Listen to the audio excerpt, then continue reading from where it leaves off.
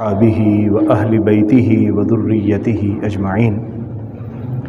أما بعد فأعوذ بالله من الشيطان الرجيم. بسم الله الرحمن الرحيم. قال الله تبارك وتعالى في القرآن المجيد والفرقان الحميد: يا أيها الناس اتقوا ربكم الذي خلقكم من نفس واحدة وخلق منها زوجها وبث منهما رجالا كثيرا ونساء واتقوا الله الذي تساءلون به والأرحام إن الله كان عليكم رقيبا. وقال الله تبارك وتعالى في شان حبيبه مخبرا وآمرا: إن الله وملائكته يصلون على النبي يا أيها الذين آمنوا صلوا عليه وسلموا تسليما. الصلاة والسلام عليك يا سيدي يا رسول الله وعلى آلك وأصحابك يا سيدي يا حبيب الله. الصلاة والسلام عليك يا سيدي يا رحمة للعالمين وعلى آلك وأصحابك يا سيدي يا إمام الأنبياء والمرسلين. مولاي صل وسلم دائما أبدا على حبيبك خير الخلق كلهم. يا رب بالمصطفى بلغ مقاصدنا واغفر لنا ما مضى يا واسع الكرم. اللهم صل وسلم وبارك على سيدنا ومولانا محمد اجود الخلق وعلى آلہ وصحبہ اجمعین. معزز و محترم برادران اسلام،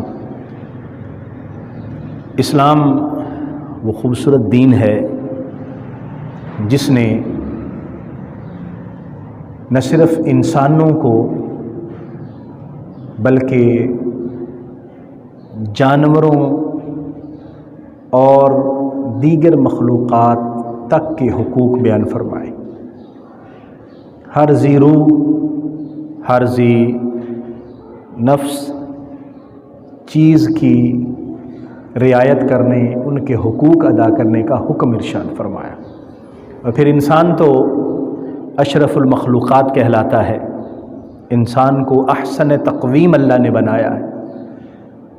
مرد کے اپنے حقوق انسان اللہ نے عطا فرمائے، عورت کو اپنے حقوق عطا فرمائے.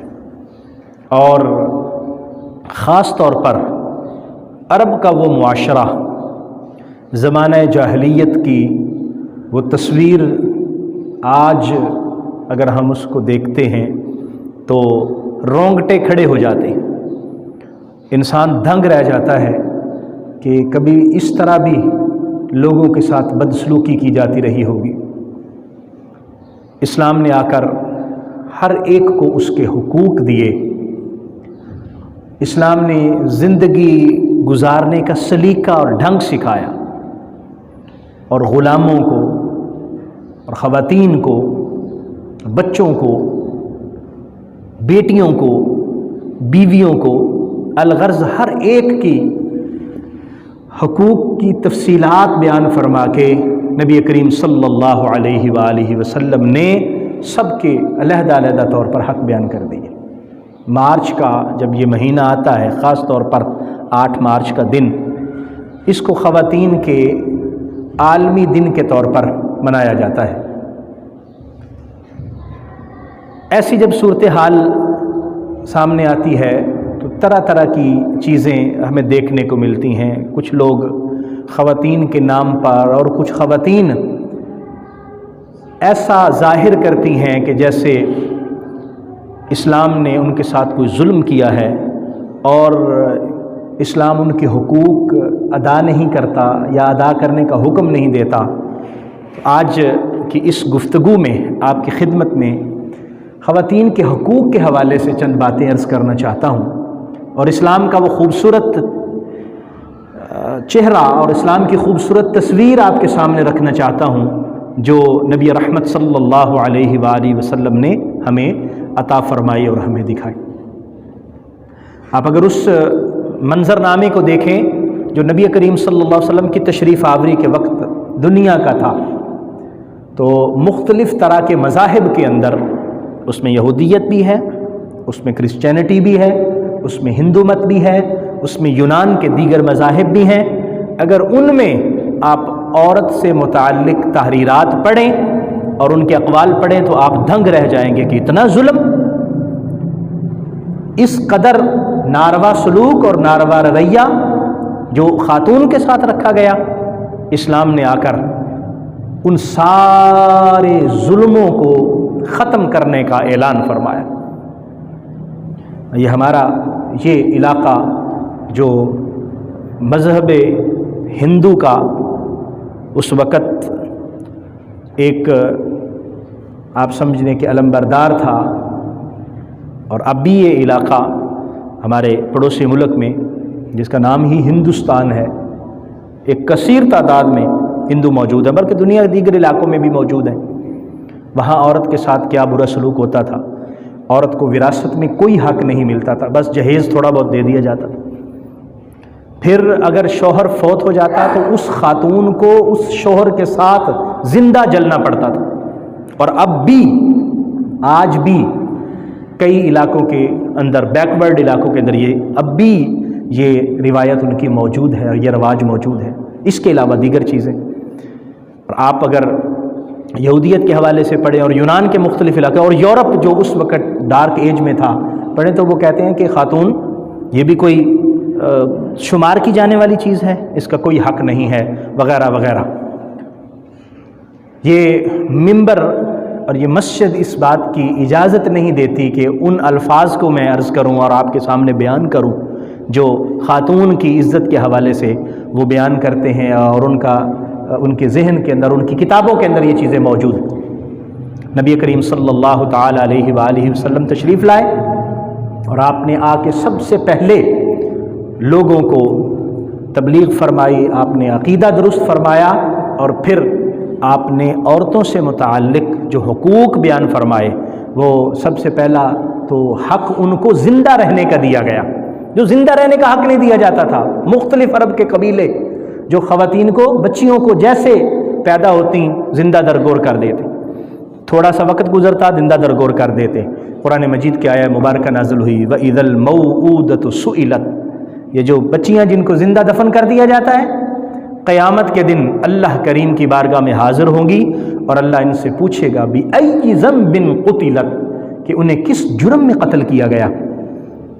مطلب یہ ہے کہ جن لوگوں نے بچیوں کو زندہ دفن کیا، قتل کیا، قیامت کے دن اللہ کی بارگاہ میں جواب دہ ہوں گے، اور جب وہ مجرم اس کٹہرے میں کھڑے ہوں گے اللہ کے سامنے تو اللہ کریم ان لوگوں سے خطاب بھی نہیں فرمائے گا، ان لوگوں سے بات بھی نہیں کرے گا، بلکہ بچی کو پوچھے گا بچہ تو بتا تجھے کس جرم میں قتل کیا گیا۔ مفسرین لکھتے ہیں کہ اللہ اس سے سوال بھی نہیں کرے گا۔ ظاہر بات ہے بچی کو تو کسی جرم میں نہیں قتل، اس نے تو کوئی جرم نہیں کیا تھا، اس کا جرم یہ تھا کہ وہ بچی تھی۔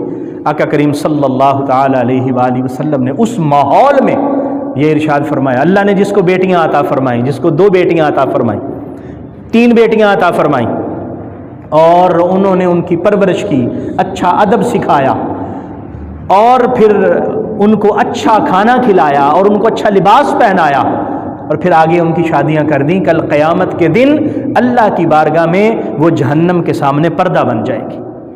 آقا کریم صلی اللہ علیہ وسلم نے صحابہ کو یہ تعلیم فرمائی کہ ان بیٹیوں کی پرورش کرو، ان کو پالو، ان کو اچھا لباس مہیا کرو، جس طرح تم اپنے بیٹوں کو عزتیں دیتے ہو اپنی بیٹیوں کو بھی عزت دو۔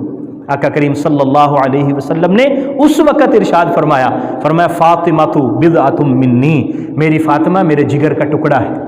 لوگ بیٹیوں کو دفن کر رہے ہیں، میرے آقا فرما رہے ہیں میری بیٹی تو میرے جگر کا ٹکڑا ہے۔ لوگوں کو سمجھایا، لوگوں کو یہ تعلیم دی کہ بیٹیاں کتنی پاکیزہ چیزیں ہیں اور کتنی اللہ تعالیٰ کی رحمتیں اور نعمتیں ہیں، اور تم ان کے ساتھ کتنا برا سلوک کرتے ہو، ان کو کوئی مصیبت سمجھتے ہو اور ان کو کوئی آزمائش سمجھ کے ان کو تم زندہ دفن کر دیتے ہو۔ قرآن مجید کی ایک آیہ مبارکہ ہے وَإِذَا بُشِّرَ أَحَدُهُمْ بِالْأُنثَىٰ ظَلَّ وَجْهُهُ مُسْوَدًّا وَهُوَ كَظِيمٌ، جب اللہ تبارک و تعالیٰ ان کو بیٹی عطا فرماتا اور خوشخبری ملتی کہ اللہ نے تمہیں بیٹی عطا فرمائی ہے تو چہرے پر خوشی کی بجائے ان پر نحوست طاری ہو جاتی، منہ بسور لیتے اور غم چھا جاتا کہ بیٹی کیوں پیدا ہو گئی ہے۔ اللہ کریم نے ارشاد فرمایا کتنا برا یہ فیصلہ ہے جو یہ کر رہے ہیں۔ اللہ کریم نے تو ان کو اپنی رحمت عطا فرمائی اور یہ اس طرح کر رہے ہیں۔ حضرت سیدہ عائشہ صدیقہ رضی اللہ تعالی عنہا آپ روایت فرماتی ہیں فرماتی ہیں کہ ایک دن میں گھر میں تھی، میرے پاس ایک خاتون آئی اپنی 2 بیٹیوں کو ساتھ لے کر، مجھے کہنے لگی کہ آپ میں بھوکھی ہوں، بچیاں بھی بھوکھی ہیں، کچھ کھلائیے۔ تو فرماتی ہیں میں نے گھر میں دیکھا تو کچھ بھی نہیں تھا، کھجور تھی صرف۔ میں نے کہا کہ یہ کھجور ہی ہے اور کچھ بھی نہیں ہے۔ تو اس خاتون نے کھجور لی اور تقسیم کر دی، ایک بچی کو کچھ دے دی اور ایک بچی کو کچھ دے دی، خود کچھ نہ کھایا، پھر چلی گئی۔ نبی کریم صلی اللہ تعالیٰ علیہ وآلہ وسلم جب گھر میں تشریف لائے تو میں نے عرض کیا حضور آج ایک خاتون آئی، گھر میں کچھ بھی نہیں تھا دینے کو، کھجور تھی صرف، میں نے وہ دے دی۔ تو میں نے دیکھا کہ اس ماں نے خود نہیں کھایا، خود کچھ نہیں کھایا، بیٹیوں کو کھلا دیا۔ نبی کریم صلی اللہ علیہ وسلم نے اس وقت پھر ارشاد فرمایا، آپ نے فرمایا اللہ نے جس کو 2 بیٹیاں عطا فرمائیں اور اس نے ان کی اچھی تربیت کی، ان کو پالا پوسا، اللہ کریم قیامت کے دن ان بیٹیوں کی وجہ سے اس کو جنت عطا فرما دے۔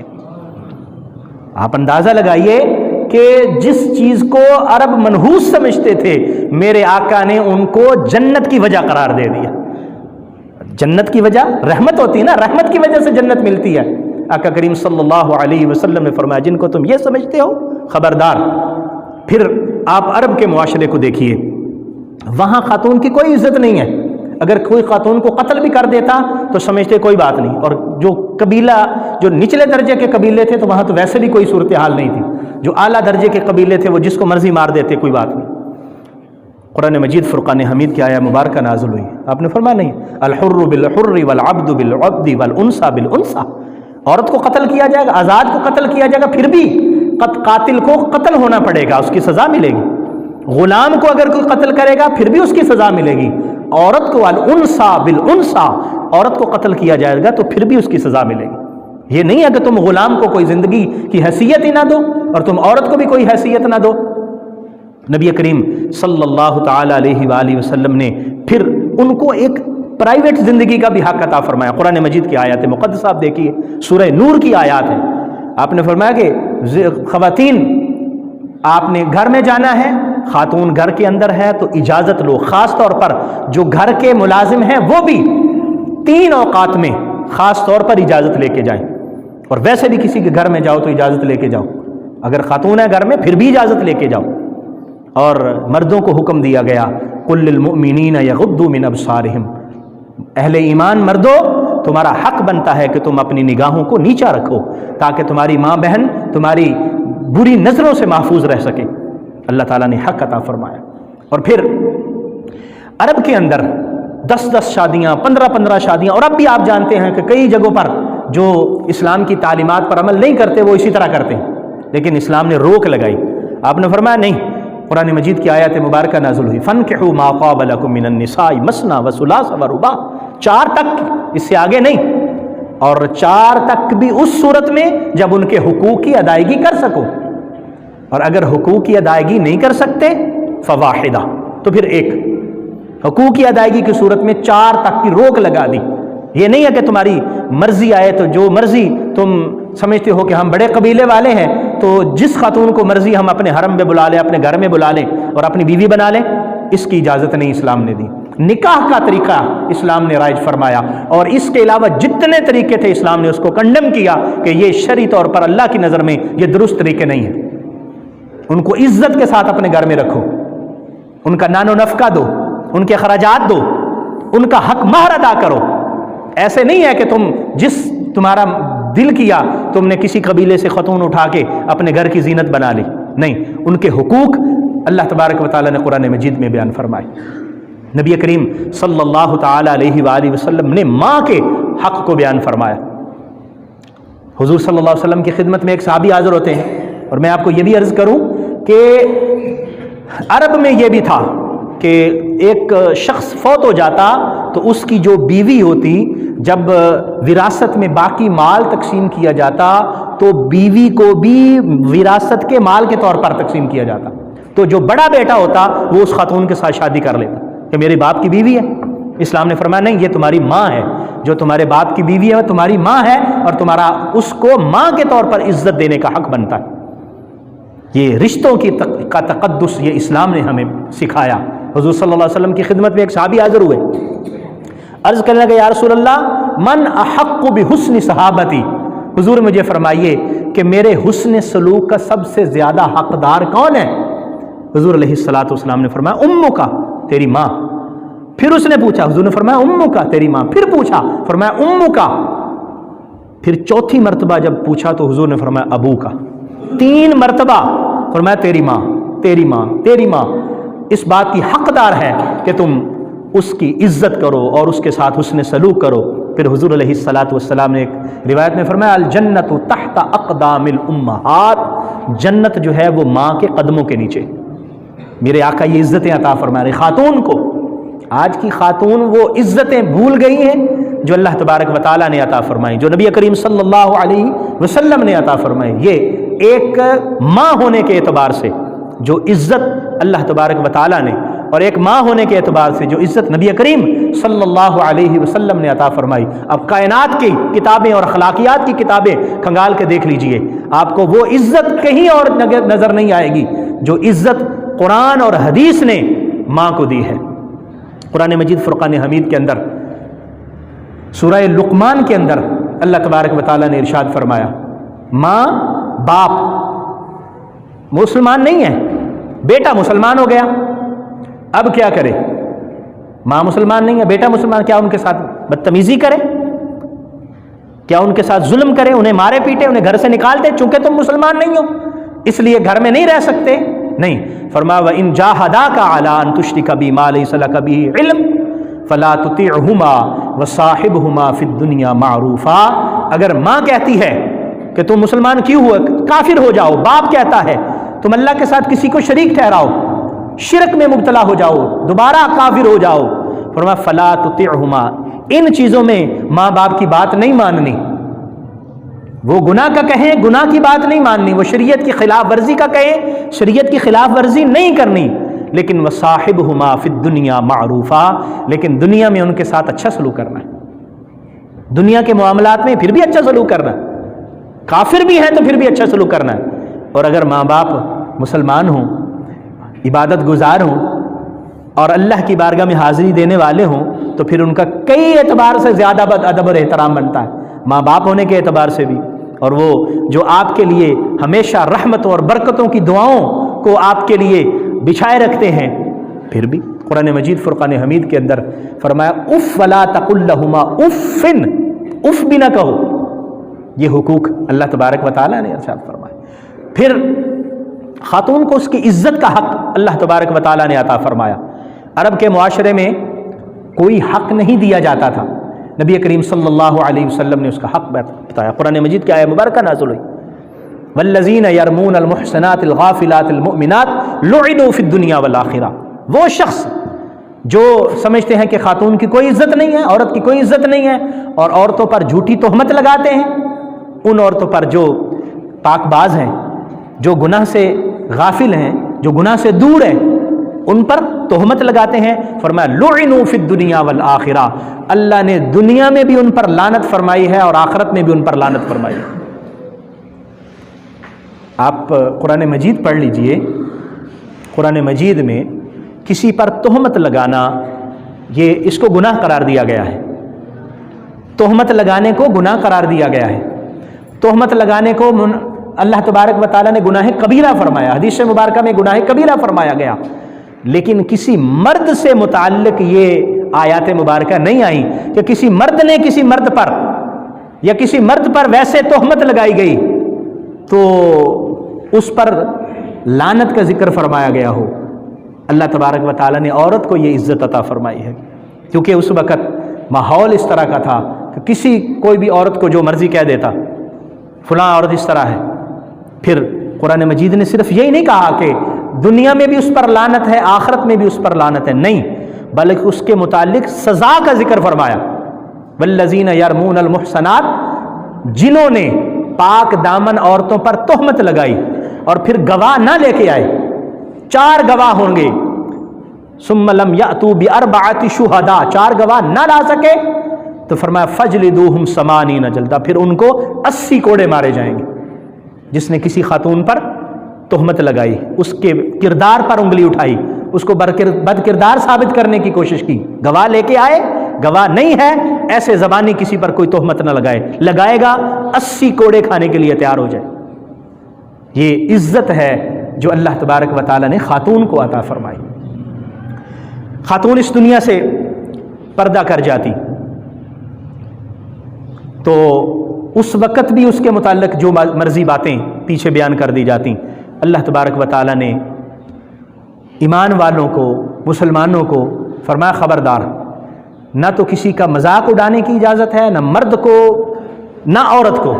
لا یسخر قوم من قوم عسى ان يكونوا منهم، خبردار کسی کا مذاق نہ اڑاؤ، ہو سکتا ہے وہ تم سے بہتر ہو۔ ولا نساء من نساء، نہ عورتیں کسی کا مذاق اڑائیں، عسى ان يكن خيرا منهن، ہو سکتا ہے تم جس کا مذاق اڑا رہے ہو اللہ نے اس عورت کو بڑی عزت اور شان عطا فرمائی۔ نبی کریم صلی اللہ علیہ وآلہ وسلم باقاعدہ طور پر خواتین کے لیے درس کا اہتمام فرمایا کرتے تھے۔ آپ سورہ ممتحنہ پڑھیں، سورہ ممتحنہ کی آخری آیات مقدسہ آپ پڑھیں، نبی کریم صلی اللہ علیہ وسلم کو حکم دیا گیا کہ محبوب ان خواتین کو یہ تربیت فرمائیں، تو وہاں پھر تربیت فرمائی گئی کہ تم نے کیا کرنا ہے، شرک میں مبتلا نہیں ہونا، تم نے چوری نہیں کرنی، تم نے بدکرداری نہیں کرنی، اپنے دامن کو پاک رکھنا ہے۔ اور پھر ارشاد فرمایا کہ جو اللہ نے مردوں کے لیے رتبے ارشاد فرمائے ہیں وہ تم عمل کرو گی، نیک رہو گی، پاک دامن رہو گی، اللہ کریم تمہیں بھی وہ رتبے عطا فرمائے۔ آپ اندازہ لگا لیجیے حضرت سید عائشہ صدیقہ رضی اللہ تعالی عنہا آپ سے کتنے زیادہ احادیث مبارکہ کے اقوال مروی ہیں۔ حضرت سیدہ فاطمہ رضی اللہ تعالی عنہا، کیا شان اور مقام اللہ تعالیٰ نے ان کو عطا فرمایا، اور سورہ احزاب کے اندر ان کی شان کو بیان کیا گیا، ان کی طہارت کو اور ان کی پاکیزگی کا ذکر کیا گیا۔ وراثت سے متعلق خاتون کو کوئی حق نہیں ملتا تھا، اسلام نے قرآنی آیات کے اندر باقاعدہ طور پر حق بیان فرمایا، للرجال نصیب مما اکتسبوا وللنساء نصیب مما اکتسبن، جو عورتیں ہیں ان کی ملکیت کا انہیں حق ہے جس طرح کے مردوں کو ان کی ملکیت کا حق ہے۔ یعنی عورت کے لیے یہ سمجھا جاتا تھا کہ وہ کسی چیز کی مالک ہی نہیں ہے، قرآن نے اس کو ملکیت کا حق بھی عطا فرمایا۔ قرآن کی یہ آیت سورہ نساء کی آیات مبارکہ دوسرا رکوع جہاں پر وراثت کے احکام بیان فرمائے گئے، یوصیکم اللہ فی اولادکم للذکر مثل حظ الانثیین، فرمایا کہ جتنا دو عورتوں کو ملے گا اتنا ایک مذکر کو ملے گا، یعنی خاتون کو آدھا حصہ دیا گیا، حالانکہ پہلے بالکل نہیں دیا جاتا تھا۔ اور بعض مقام پر تو ایسی جگہ بھی بنتی ہیں کہ جہاں خاتون کو مرد سے زیادہ حصہ ملتا ہے، وَإِن كُنَّ نِسَاءً فَوْقَ اثْنَتَيْنِ فَلَهُنَّ ثُلُثَا مَا تَرَكَ وَإِن كَانَتْ وَاحِدَةً فَلَهَا النِّصْفُ، اگر کوئی شخص اس دنیا سے رخصت ہوگا اور اس کی ایک ہی بیٹی ہے اور اولاد نہیں ہے تو اس کی آدھی جائیداد اس بیٹی کو مل جائے گی، باقی پھر بیوی ہے، باقی اس کے بہن بھائی ہیں، پھر وراثت اس طرف جائے گی۔ یہ اسلام نے ارشاد فرمایا۔ بہت سارے اور حقوق ہیں جو اللہ کریم نے خواتین کو عطا فرمائے، سمجھنے کی ضرورت ہے۔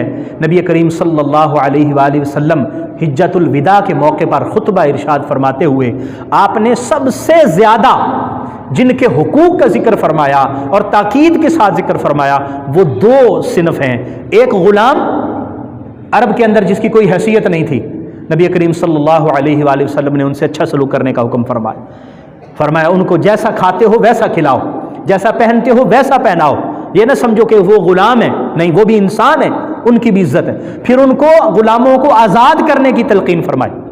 اور پھر دوسری جو چیز ہے وہ خواتین سے متعلق نبی کریم صلی اللہ علیہ وسلم نے ارشاد فرمایا۔ آپ حجۃ الوداع کے جو حضور صلی اللہ علیہ وسلم کے ارشادات ہیں ان کو دیکھیے تو آپ حیران ہوں گے کہ حضور علیہ الصلاۃ والسلام نے کتنی وضاحت کے ساتھ ارشاد فرمایا۔ اور حضرت سید عائشہ صدیقہ رضی اللہ تعالی عنہا آپ فرماتی ہیں کہ جب حضور اس دنیا سے پردہ فرما رہے تھے، چونکہ حضور کا وصال بھی حضرت عائشہ صدیقہ کے حجرے میں ہوا، حضور صلی اللہ علیہ وسلم آپ کے ہاں تھے، جب حضور کی روح مبارک آپ پرواز کرتی ہے تو آقا کریم صلی اللہ علیہ وسلم اس وقت بھی جو ارشاد فرما رہے تھے وہ غلام اور خاتون ان کے حقوق کا ذکر فرما رہے تھے، تاکہ میرے صحابہ اور میرے ماننے والے بھول نہ جائیں کہ انسان کی عزت اور توقیر ہے، وہ مرد ہے تو اس کی اپنی عزت اور توقیر ہے، عورت ہے تو اس کی اپنی عزت اور توقیر ہے۔ نبی کریم صلی اللہ تعالی علیہ وسلم کی تعلیمات سے ہمیں یہ سبق ملتا ہے کہ ہر ایک کے اپنے حقوق ہیں، ماں اپنا حق ہے، بیٹی اپنا حق ہے، بیوی اپنا حق ہے، اسی طرح معاشرے کے اندر بسنے والی دیگر خواتین سب کے اپنے اپنے حقوق نبی کریم صلی اللہ علیہ وسلم نے تفصیل سے بیان فرمائے۔ تو مختلف طرح کے اعتراضات ہیں جو بیان کیے جاتے ہیں۔ میں سمجھتا ہوں کہ اسلام نے جو خوبصورتی کے ساتھ اعتدال عطا فرمایا ہے، وہ اگر میری ماں، میری بہن، میری بیٹی اگر اس اعتدال کے اندر رہے تو وہ بھی سلامت رہے گی، اور معاشرے کے لیے بھی اسی میں بہتری ہے جو اسلام نے ہمارے لیے حقوق بیان فرمائے۔ عام طور پر یہ اعتراض ہوتا ہے کہ وراثت کے اندر خاتون کو آدھا حق دیا گیا ہے، مرد کو دوسرا ڈبل حق دیا گیا ہے، اور عورت کو آدھا حق دیا گیا ہے۔ میں عرض کروں کہ یہ بھی اللہ تبارک و تعالیٰ کا احسان ہے، اور یہ بھی اسلام کا احسان ہے کہ عورت کو آدھا حق دیا گیا ہے، ورنہ آپ دیکھیے کہ عورت کی کوئی معاشی ذمہ داری نہیں ہے، یہ ساری ذمہ داریاں مرد پر ہیں۔ مرد ایک باپ ہے تو اس نے اپنی اولاد کے حقوق ادا کرنے ہیں، بیٹی ہے، بیٹا ہے، اس نے اخراجات باپ نے ادا کرنے ہیں۔ مرد ایک شوہر ہے تو بیوی کے اخراجات اس نے ادا کرنے ہیں۔ مرد ایک بیٹا ہے تو ماں کے اخراجات اس نے ادا کرنے ہیں۔ مرد ایک بھائی ہے تو جو اس کی بہنیں ہیں ان کے حقوق بھائی نے ادا کرنے ہیں۔ اور بھائیوں سے متعلق بھی نبی کریم صلی اللہ علیہ وسلم کی وہ روایت ہے جو بیٹیوں سے متعلق ہے کہ جس کو اللہ نے 2 بہنیں عطا کی ہیں، 3 بہنیں عطا کی، اور ان سے اچھا سلوک کیا، حسن سلوک کیا، اور ان کو اچھا ادب سکھایا، ان کی اچھی تربیت کی، اور پھر ان کی شادی کر دی۔ کل قیامت کے دن وہ بہنیں جہنم کے سامنے پردہ بنیں گی اور اپنے بھائی کو جہنم میں نہیں جانے دیں گی۔ یہ نبی کریم صلی اللہ علیہ وآلہ وسلم نے عزت عطا فرمائی بہنوں کو۔ تو آپ بیٹی کے طور پر، بیوی کے طور پر، ماں کے طور پر، بہن کے طور پر کوئی بھی آپ طریقہ کار دیکھ لیں اور کسی بھی جگہ پر خاتون کو دیکھ لیں تو اس کی معاشی کوئی ذمہ داری نہیں بنتی، معاشی ساری ذمہ داریاں مرد کی ہیں۔ تو پھر چاہیے تو یہ تھا کہ وراثت ساری کی ساری مرد کو ملتی، کیونکہ عورت کے تو ذمے کوئی بھی خرچہ نان و نفقہ نہیں ہے، وہ تو مرد کے ذمے ہے۔ لیکن اللہ کریم نے یہ شفقت فرمائی، یہ مہربانی فرمائی کہ خواتین کو وراثت میں حق دیا۔ اب وہ نہیں دیا جاتا، وہ ہمارے معاشرے میں نہیں دیا جاتا، تو وہ ہماری اپنی کاہلی، سستی یا شریعت کی خلاف ورزی وہ ہماری ہے۔ اسلام نے تو حق عطا فرمایا، اسلام نے تو حق دیا ہے۔ اسی طرح دیگر مختلف طرح کے اعتراضات ہیں جو اسلام کے حوالے سے کیے جاتے ہیں۔ میں سمجھتا ہوں کہ اگر ہم نبی کریم صلی اللہ علیہ وسلم کی تعلیمات کو دیکھیں، اور آج کی میری ماں، آج کی میری بہن، آج کی میری بیٹی اگر وہ ان تعلیمات کو دیکھے اور اس سے پہلے زمانہ جاہلیت کے اندر جو رواج تھا اس کو دیکھے، تو وہ اس بات کو علی اعلان کہنے پر مجبور ہوگی کہ اسلام نے جو ہمیں حقوق دیے ہیں یہ حقوق کسی جگہ پر بھی موجود نہیں۔ حضرت ابو ذر غفاری رضی اللہ تعالی عنہ کی ایک روایت مجھے یاد آ رہی ہے۔ حضرت ابو ذر غفاری رضی اللہ تعالی عنہ کا کسی کے ساتھ جھگڑا ہو گیا، اور وہ جو شخص تھا اس کی والدہ وہ ایک غلام تھی، لونڈی تھی، اور اس حضرت ابو ذر غفاری رضی اللہ تعالی عنہ بنو غفار قبیلے سے ایک بڑا قبیلہ تھا، اس سے تعلق رکھتے تھے۔ جب اس کے ساتھ کوئی بات چیت ہوئی تو آپ نے ذرا سختی کے ساتھ اس کی ماں کے حوالے سے اس کو کہا، تو مجھے پتا ہے تو فلانی کا بیٹا ہے نا، یعنی اس کو یہ باور کرانے کے لیے کہ تو ایک لونڈی کا بیٹا ہے، غلام کا بیٹا، اور میں ایک بڑے قبیلے سے تعلق رکھتا ہوں اور آزاد ماں باپ کا بیٹا ہوں، تو میرے ساتھ اس طرح کیسے گفتگو کر سکتا ہے؟ جس طرح عرب کا رواج تھا۔ نبی کریم صلی اللہ علیہ وآلہ وسلم تک بات پہنچی، قربان جاؤں میرے آقا کریم صلی اللہ علیہ وسلم نے خوبصورت تعلیم فرمائی۔ آپ نے حضرت ابو ذر کو فرمایا، ابو ذر یا ابا ذر اعیرتہ بعمہ، کیا تو نے اس کی ماں کا نام لے کر اس کو عیب دلایا؟ کیا یہ زمانہ جاہلیت کی بات نہیں ہے ابو ذر؟ یہ زمانہ جاہلیت کی باتیں نہیں ہیں؟ کیا میں نے کہا نہیں تھا کہ یہ ساری چیزیں ختم ہو جائیں گی، زمانہ جاہلیت کی کوئی بات باقی نہیں رہے گی؟ اسلام نے تمہیں جو عزت دینے کا اور لوگوں کو احترام کا جو سبق دیا ہے یہ تو اس کے خلاف ورزی ہے۔ میرے آقا کریم صلی اللہ علیہ وسلم نے اس خوبصورت تعلیم کے ساتھ ان کو سکھایا، سمجھایا کہ کیا ایک لونڈی کا بیٹا انسان نہیں ہے؟ کیا اس کا معاشرے میں مقام اور عزت نہیں ہے؟ اور آپ دیکھیے بہت سارے ایسے لوگ ہیں جو تھے غلام، لیکن اسلام نے ان کو عزت اور وقار وہ عطا فرمایا کہ وہ منبر پر بیٹھ کر خطبہ دیا کرتے تھے، اور بڑے بڑے صحابی نیچے بیٹھ کر ان کے خطبے سنا کرتے تھے، کیونکہ انہوں نے علم حاصل کیا۔ حضرت سالم یہ بھی غلام تھے، حضرت اسامہ حضرت زید کے بیٹے، حضرت زید غلام تھے جن کو حضور نے منہ بولا بیٹا بنایا تھا۔ تو دوستو ہماری کمزوری یہ ہے کہ ہم صحیح طور پر اسلام کو پڑھتے نہیں ہیں. تو جو پڑھتا نہیں ہے، جو اس کیس سٹڈی نہیں کرتا، وہ وکیل کمزور ہوتا ہے.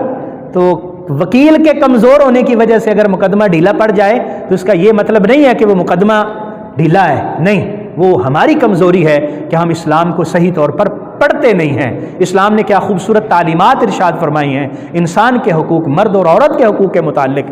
آج میری بہن بیٹی کو جو حقوق اسلام نے دیے ہیں، اگر ان کے اندر رہ کر وہ زندگی گزارے تو خوشحال زندگی، بہت خوبصورت زندگی ہو سکتی ہے.